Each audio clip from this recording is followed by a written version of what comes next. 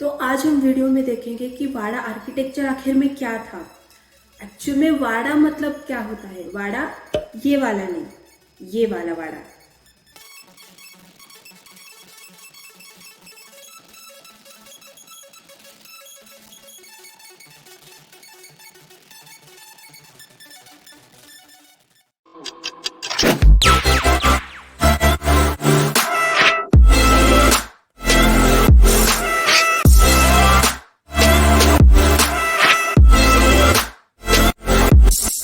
वाड़ा असल में एक घर होते थे मिडिवल पीरियड में महाराष्ट्र में। अगर हम कंपेयर करें बंगला और वाड़ा को, तो बंगला मतलब बंगला बीच में कंस्ट्रक्ट किया जाता है एक जमीन के टुकड़े पे, और साइड में उसके खुली जगह होती है। और अगर वाड़ा अगर देखा जाए तो साइड में वाड़ा कंस्ट्रक्ट किया जाता है और वाड़ा के बीच में खुली जगह होती है। अब हमने ये तो देख लिया कि वाड़ा असल में होता क्या है। तो अब चलिए जरा वाड़ा के अंदर भी घूम के आते हैं। वाड़ा के अंदर जाने के लिए सबसे पहले तो एंट्रेंस होनी चाहिए, बिल्कुल। तो सबसे पहले आएगी एंट्रेंस, मेन एंट्रेंस। वाड़ा का जो मेन एंट्रेंस होता है उसे बोलते हैं दरवाजा या महादरवाजा। वाड़ा की साइज पे डिपेंड करता है उसे क्या बोलना है। जब हम मेन एंट्रेंस के अंदर चले जाएंगे तो एक अपलिफ्टेड प्लेटफॉर्म आपको देखने को मिलेगा जिसे हम ओसरी बोलते हैं। अगर ओसरी के अंदर अगर हम जाए तो हमें एक पैसेज लगेगा जिसके थ्रू हम वाड़ा के अंदर जा सकते हैं। और इस पैसेज से होने के बाद हमें लगेगा चौक। यही वो चौक है जो एक ओपन स्पेस की तरह काम करता है। हमने पहले देखा ना, बीच में बंगला कंस्ट्रक्ट करते हैं और साइड में खुली जगह होती है। वैसे ही वाड़ा साइड से कंस्ट्रक्ट किया जाता है और बीच में खुली जगह होती है। तो यही खुली जगह मतलब चौक होता है। तो इस चौक के साइड में जो कंस्ट्रक्शन किया जाता है वो रूम्स का कंस्ट्रक्शन किया जाता है। अब यहाँ पे रूम्स हो सकते हैं या ऑफिसेस हो सकते हैं या कचेरी हो सकती है। इट डिपेंड्स ऑन एवरी वाड़ा। चौक के भी आगे अगर हम जाए तो एक पैसेज के थ्रू हमें और रूम्स लगेंगे। पैसेज के साइड में रूम्स और पैसेज के थ्रू अगर हम जाएंगे तो वो लगेगा हमें माज घर। अब माज घर और उस पैसेज के बीच में जो रूम्स हैं उसमें प्राइवेट रूम्स हो सकते हैं, किचन हो सकता है या कोई अदर रूम भी हो सकता है, या स्टोर रूम हम कह सकते हैं, वो भी हो सकता है। जब हम वाड़ा में एंटर करते हैं तो एंट्रेंस के साइड में, एकदम साइड में होते हैं देवड़ी।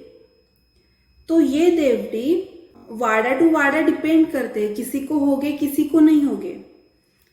तो ये देवड़ी एक्चुअली में गार्ड रूम्स होते थे। मतलब अगर आप कोई वाड़ा देखने जाओगे तो आपको दीवार के अंदर खाली जगह मिलेगी दोनों साइड में, तो वहां पे गार्ड्स बैठा करते थे। आज के जमाने में जैसे सिक्योरिटी गार्ड्स होते हैं वैसे वो गार्ड रूम्स देवड़िया होती करती थी। तो मैंने एक्चुअली ये जो स्ट्रक्चर बताया ये बहुत ही जनरल स्ट्रक्चर बताया मैंने। ये वाड़ा टू वाड़ा डिपेंड करता है, बहुत सी चीजें आती है आपको जस्ट एक आइडिया दिलाने के लिए कि वाड़ा असल में थे क्या अंदर से। मैंने खुद एक वाड़ा पे रिसर्च किया, रिसेंटली किया। जनरल रीजन है मैंने क्यों किया, मैं एक हिस्ट्री स्टूडेंट हूँ और हमें रिसर्च करने पड़ते हैं और हर सेमेस्टर में हमें अलग अलग सब्जेक्ट्स होते हैं, उन पे एक रिसर्च करके हमें वो सबमिट करना पड़ता है। तो इस सेमेस्टर का हमारा सब्जेक्ट था वाड़ा आर्किटेक्चर। तो इसी वजह से मैंने एक वाड़ा लेके उस पर रिसर्च किया और मुझे कोई तो अलग वाड़ा चाहिए था जिसके बारे में किसी ने कभी पढ़ा नहीं होगा या किसी ने कभी वो वाड़ा देखा नहीं होगा, इंटरनेट पे हो या खुद वहां पे विजिट नहीं किया हो। ऐसे वाड़ा पे मुझे रिसर्च करना था। और मेरी एक दोस्त थे, वो खुद एक वाड़ा में रहती थी, तो मैंने उससे बस रिक्वेस्ट की तो उसने कहा कि ठीक है हम चले जाएंगे वाड़ा देखने। मेरी दोस्त ने मुझे एक्सप्लेन किया कि यहाँ पे ये रूम है, वहाँ पे ये फैमिली रहती थी यहाँ पे, ये है ऐसा, उसने सब कुछ मुझे एक्सप्लेन किया। लेकिन उसके भी परे जाके मुझे कुछ और हिस्टोरिकल इंफॉर्मेशन चाहिए थी। तो वहाँ के जो रेसिडेंट्स थे उनसे मैंने बात की, उन्होंने मुझे कुछ ओरल इंफॉर्मेशन दी और उस ओरल इंफॉर्मेशन की बेसिस पे मैंने अपना रिसर्च किया। तो अब मैं आपको ये बताऊंगी कि मैंने एक्चुअली में रिसर्च में क्या किया। तो मैंने जो वाड़ा चुना था उसका नाम है ओक वाड़ा। ये पुणे के सदाशिवपेट में आता है। और जैसे हमने पहले डिस्कस किया वाड़ा के 3 टाइप्स, उनमें से ये ओक वाड़ा आता है ऑर्डिनरी वाड़ा के कैटेगरी में। और ये ऑर्डिनरी वाड़ा था इसलिए मुझे इस वाड़ा से रिलेटेड कोई पेपर्स या कोई डॉक्यूमेंट्स नहीं मिले। रेसिडेंट्स ने बोला मुझे कि मामलेदार कचहरी में जाओ, तुम्हें डॉक्यूमेंट्स मिल जाएंगे। लेकिन जब मैं वहां गई तो मुझे पता चला कि वाड़ा के सिर्फ 7/12 उतारा 8 यही सब डॉक्यूमेंट्स जो एक्चुअली में मुझे चाहिए था कि वाड़ा किसने कंस्ट्रक्ट किया, कौन कौन से कम्युनिटी के लोग थे कंस्ट्रक्शन में, कितने साल लगे कंस्ट्रक्शन में। ऐसे हिस्टोरिकल इंफॉर्मेशन के लिए तो मुझे कोई डॉक्यूमेंट्स नहीं मिले। तो मुझे इस रिसर्च के लिए सोलली जो मुझे ओरल इंफॉर्मेशन मिला उस पर ही मुझे रिलाय करना पड़ा। जब पानीपत की तीसरी लड़ाई के लिए सदाशिवराव भाऊ पेशवा उत्तर की तरफ जा रहे थे तब वो एक्चुअली इस एरिया से गए थे। तब एक्चुअली कोई सदाशिव पेट नहीं थी, कोई इस पेट में कोई वाड़ा नहीं था। जब मराठा आर्मी उत्तर में पहुंची थी तब पानीपत की तीसरी लड़ाई हुई थी जिसमें मराठा आर्मी बहुत बुरी तरीके से हारी। मराठा कॉन्फेडरेसी को बहुत बड़ा नुकसान हुआ था और सदाशिवराव भाऊ के साथ साथ कई मराठाओं ने अपनी जान भी गंवाई थी। लड़ाई के कुछ 4-5 साल बाद एक पेठ यानी एक सेटलमेंट बसाई गई जिसको सदाशिवराव भाऊ का नाम दिया गया और आज हम उसे सदाशिव पेठ कह के बुलाते हैं। और जब इस पेठ का कंस्ट्रक्शन हो रहा था तभी बहुत से वाड़ाओं का भी कंस्ट्रक्शन शुरू किया गया और ओक वाड़ा भी उनमें से ही एक है। अब जैसे मैंने पहले बताया था कि ये ओक वाड़ा एक ऑर्डिनरी वाड़ा है और वाड़ा टू वाड़ा डिफर करेंगे वो सारी एलिमेंट्स। तो ओक वाड़ा को एक्चुअली में देवड़ी नहीं है, चौक नहीं है, मांसघर नहीं है। तो अगर ये सब कुछ नहीं है ओक वाड़ा में तो हमें कैसे पता कि ओक वाड़ा एक असल में वाड़ा ही है।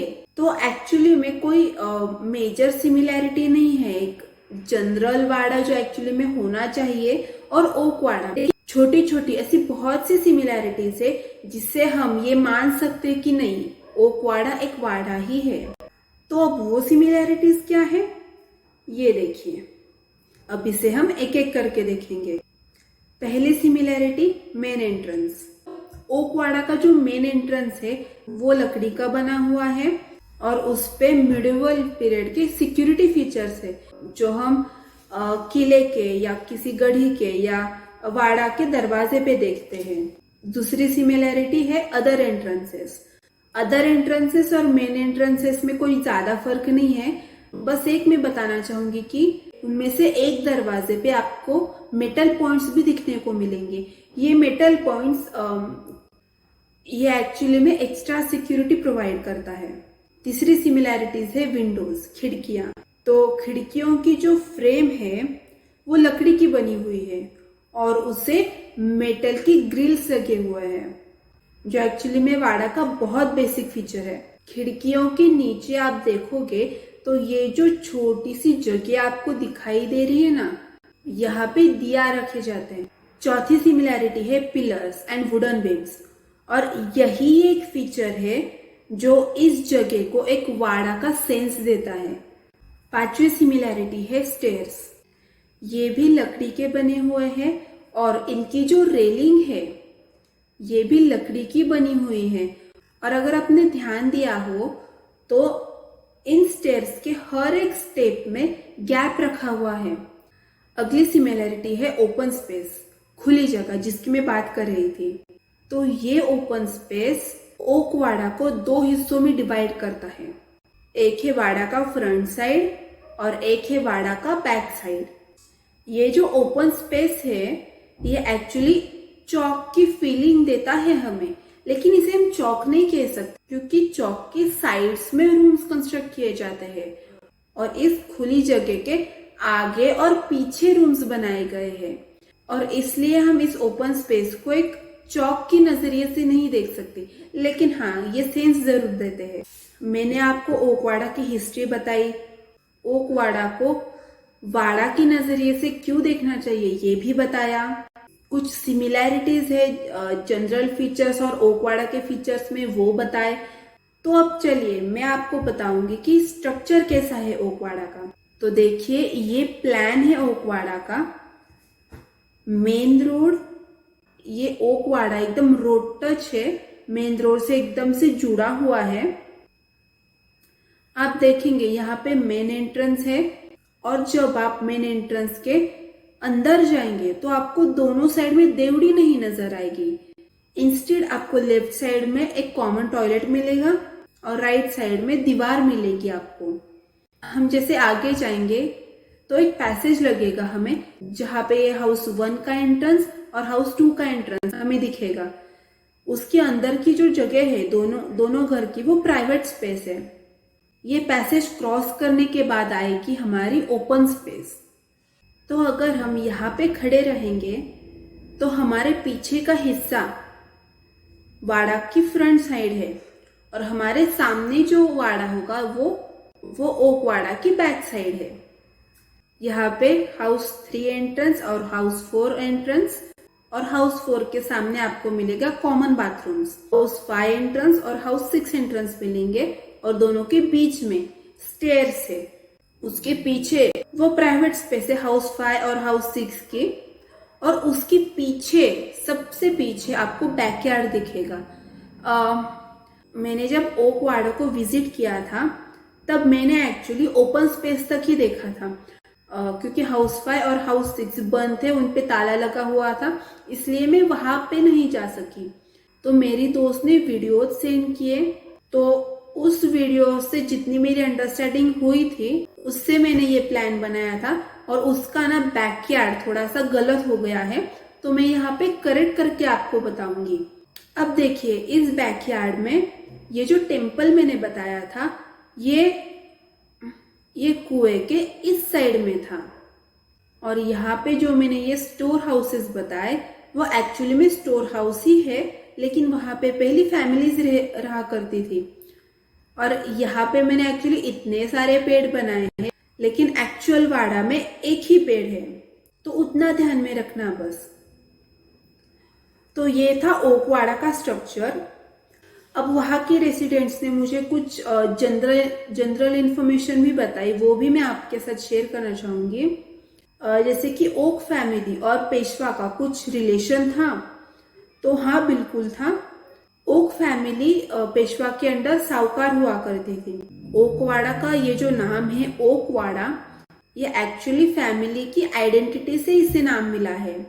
ये वाड़ा 200-250 साल पुराना है। एक और बात मुझे रेसिडेंट्स ने बताई कि आनंदीबाई जो रघुनाथ राव की पेशविन थी वो इसी ओक फैमिली से है। रेसिडेंट्स एक्चुअली श्योर नहीं थे इसके बारे में कि एक्चुअली में आनंदीबाई हमारी फैमिली की थी या नहीं, लेकिन उन्होंने मुझे बताया, श्योरिटी के साथ नहीं बताया, लेकिन बताया तो मैंने आपके साथ शेयर किया। जब मैंने ये बात इंटरनेट पे सर्च की तो मुझे इतना ही पता चला कि आनंदीबाई का शादी से पहले सरनेम ओक था, लेकिन वो पुणे के ही ओक थे। ये मुझे इंटरनेट पे नहीं पता चला, लेकिन रेसिडेंट्स बोल रहे थे और मैंने अपना पूरा रिसर्च ओरल इन्फॉर्मेशन पे ही किया था, so I thought of relying on that. 1980s तक वाड़ा बहुत बुरी हालत में चला गया था। वाड़ा की जो फ्रंट साइड थी वो पूरी तरीके से नष्ट होने की कगार पे थी, तो उसे मॉडर्न टेक्निक्स यूज करके और सीमेंट एंड ब्रिक कंस्ट्रक्शन उसका किया गया। ओकवाड़ा का जो पुराना कंस्ट्रक्शन था वो लकड़ी और ईंटों से बनाया गया था, और जो रिस्टोरेशन में किया गया वो कंस्ट्रक्शन सीमेंट और ईंटों का इस्तेमाल करके बनाया गया। रिस्टोरेशन में पूरे वाड़ा की छत भी बदल दी गई थी और मिट्टी की प्लेट्स की जगह मेटल शीट्स लगाए गए और एक शेड भी बनाया गया। ओकवाड़ा का ये रिस्टोरेशन 1985 में किया गया। तो ये था मेरा रिसर्च। अब मैं आपको ये बताना चाहूंगी कि मैंने क्या क्या मुश्किलें फेस की ये रिसर्च करने में। पहली मुश्किल, कौन से वाड़े पे मुझे रिसर्च करना चाहिए, ये डिसीजन सोनली मेरा था। क्योंकि अगर मैं शनिवार वाड़ा या नाना वाड़ा या विश्राम बाग वाड़ा, जिनकी इंफॉर्मेशन इंटरनेट पे बहुत सारी मिलती है, उस पे अगर मैं रिसर्च करूंगी तो उसे रिसर्च तो नहीं कहा जा सकता ना, क्योंकि वो किसी और ने लिखा हुआ है, मेरी खुद की अंडरस्टैंडिंग उसमें नहीं है और मैं वही कॉपी पेस्ट करूंगी तो वो रिसर्च नहीं होगा। मैं किसी नए वाड़े पे रिसर्च करना चाहती थी जिसका नाम किसी ने सुना नहीं था, जिसके बारे में किसी ने सुना नहीं था, जिसकी इंफॉर्मेशन इंटरनेट पे भी कहीं पे नहीं मिलेगी, जिसकी इमेजेस भी इंटरनेट पे नहीं मिलेगी। तो ऐसे किसी वाड़े पे मुझे रिसर्च करना था और इसीलिए मैंने ओकवाड़ा पे रिसर्च किया। दूसरी मुश्किल तो ये कि मुझे कोई पेपर्स नहीं मिले या कोई डॉक्यूमेंट्स नहीं मिले वाड़ा से रिलेटेड, ओकवाड़ा से रिलेटेड। तो शुरू में तो मुझे बहुत तकलीफ हुई, लेकिन जब बाद में मैंने खुद से सोचा तो एक चीज मेरे दिमाग में आई। आज से कुछ 200-250 साल बाद किसका घर सबसे ज्यादा फेमस होगा? अपने पीएम का घर, शाहरुख खान का घर या मेरा घर? और 250 साल बाद कोई मेरी तरह ही एक स्टूडेंट रिसर्च करना चाहता है तो उसे किसके घर के सोर्सेस ज्यादा अच्छे से मिलेंगे? पीएम के घर के सोर्सेस, शाहरुख खान के घर के सोर्सेस या मेरे घर के सोर्सेस? अगर हम पीएम के घर के बारे में सोचेंगे तो प्राइम मिनिस्टर के घर के बारे में सबसे ज्यादा इंफॉर्मेशन मिलेगी। पता है क्यों? क्योंकि उस घर में कौन कौन से प्राइम मिनिस्टर रहते थे, कितने प्राइम मिनिस्टर रहते थे, आज तक कितने प्राइम मिनिस्टर रह चुके हैं, और घर का जो कुछ भी आर्किटेक्चर है उसके बारे में सबसे ज्यादा स्टडी किया जाएगा। दूसरा स्टडी किया जाएगा शाहरुख खान के घर पे। अब शाहरुख खान के एक्चुअल घर पे तो नहीं किया जाएगा। अब जो सोर्सेस है, जो डॉक्यूमेंट्स है, वो 7-12 उतारा ही मिलेंगे शाहरुख खान के घर से रिलेटेड, लेकिन शाहरुख खान एक बड़ी इमेज है तो शाहरुख खान के बारे में हमें बहुत कुछ मिलेगा, मतलब 250 साल के बाद के वो उस स्टूडेंट को मिलेगा। लेकिन मेरे घर का क्या मिलेगा ना, एक तो मैं भी फेमस नहीं हूं तो मेरा घर भी फेमस नहीं होगा, तो कोई सोर्सेस भी नहीं मिलेंगे। तो अगर सोर्सेस जिसके ज्यादा मिल रहे हैं उसी के बारे में तो ज्यादा इंफॉर्मेशन मिलेगी। और ये चीज जब मेरे दिमाग में आई तब मुझे पता चला कि शनिवार वाड़ा के सोर्सेस ज्यादा मिलेंगे, वाड़ा के बारे में मिलेंगे, और वाड़ा में कौन कौन से पेशवा रहते थे इनके बारे में भी मिलेंगे। लेकिन जो ओकवाड़ा है उसके बारे में ना कोई डॉक्यूमेंट्स मिलेंगे और उसमें कौन कौन रहते थे इसके भी बारे में हमें कुछ पता नहीं चलेगा। तो फिर किस वाड़ा पे रिसर्च करना चाहिए? उसके बारे में जिसकी इंफॉर्मेशन पहले से ही बहुत ज्यादा है, या उसके बारे में जिसकी इंफॉर्मेशन हमें पता नहीं है और वो ढूंढनी चाहिए और उसको प्रिजर्व भी करना चाहिए? तो मैंने सेकंड ऑप्शन चुना और मैंने ओकवाड़ा पे रिसर्च किया। तीसरी मुश्किल जिसने मेरा रिसर्च रोक ही दिया था उसके बारे में भी मैं बोलना चाहूंगी, वो है सोर्सेस। इंटरनेट पे जो है, इंटरनेट पे जब मैंने सर्च किया वाड़ा आर्किटेक्चर तो मुझे यही डेफिनेशन मिलती थी हर जगह पे। आपको पता है हम रिसर्च कैसे करते हैं? जो भी कुछ सोर्सेस हमें मिल रहे हैं, फिजिकल हो, ओरल हो, कुछ डॉक्यूमेंट्स हो या कुछ और आर्कियोलॉजिकल हो, ये सारे जो सोर्सेस है हम इकट्ठे करते हैं, हम गैदर करते हैं, एक साथ उन्हें पढ़ते हैं। वो पढ़ने के बाद हमारी जो अंडरस्टैंडिंग बनती है उस अंडरस्टैंडिंग के बेसिस पे हम रिसर्च पेपर पे लिखते हैं। तो अगर मुझे बताइए, इंटरनेट पे इतने सारे सोर्सेस है, इतने सारे लिंक्स है, इतने सारे पीडीएफ है, इतने सारे पीपीटीज है, उनमें अगर वाड़ा की एक ही डेफिनेशन है, उसमें से अलग अंडरस्टैंडिंग हमारी क्या बनेगी? जब मैंने खुद वाड़ा की ये डेफिनेशन सर्च की तब मेरे दिमाग में ये सवाल आया, तो क्या भाई ओकवाड़ा वाड़ा नहीं है क्या? उसमें तो ये कोई भी फीचर नहीं है। इस डेफिनेशन के हिसाब से अगर मैं ओक वाड़ा को देखने जाऊं तब तो वो वाड़ा रहेगा ही नहीं। तो हमें ना एक्चुअली हमारी अंडरस्टैंडिंग से खुद से लिखना पड़ेगा, टाइप करना होगा, जो भी कुछ समझो। लेकिन जो कॉपी पेस्ट करते ना रिसर्च के नाम पे, वो ना बहुत क्या बोलूं मतलब इंटरनेट से कुछ कॉपी किया, वो पेस्ट किया और इंटरनेट पे ही डाल दिया। तो इंसानी दिमाग के सोचने की ताकत में ये बहुत बड़ी रुकावट है।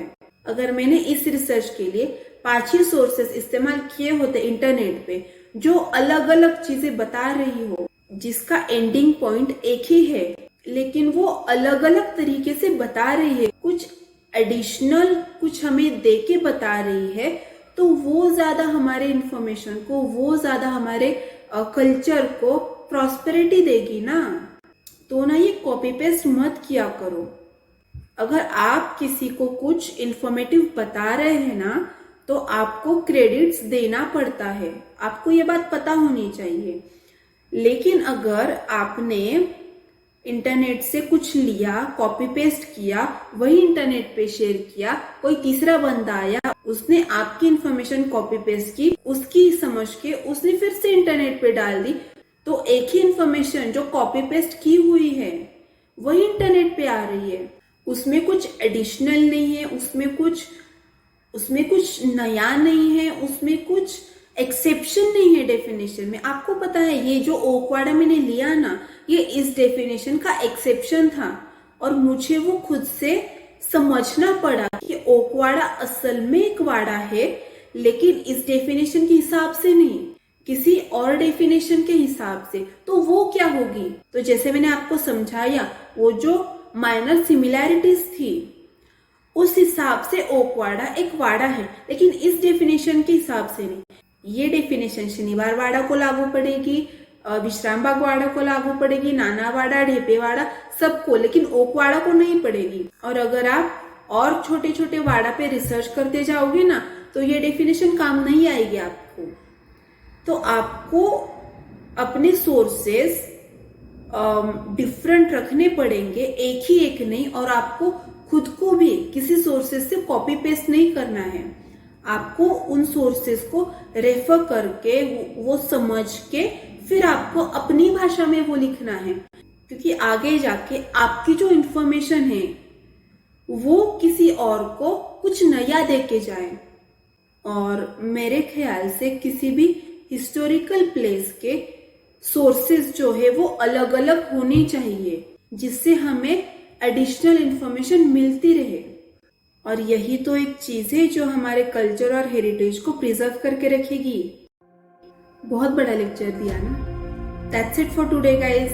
बहुत दिनों के बाद वीडियो बनाई है, और मैं जानती हूँ कि आपके बहुत से रिकमेंडेशंस है कि अहिरे सर की गाइडेंस वीडियो भी लेके आना और आर्कियोलॉजी पर भी एक वीडियो लेके आना।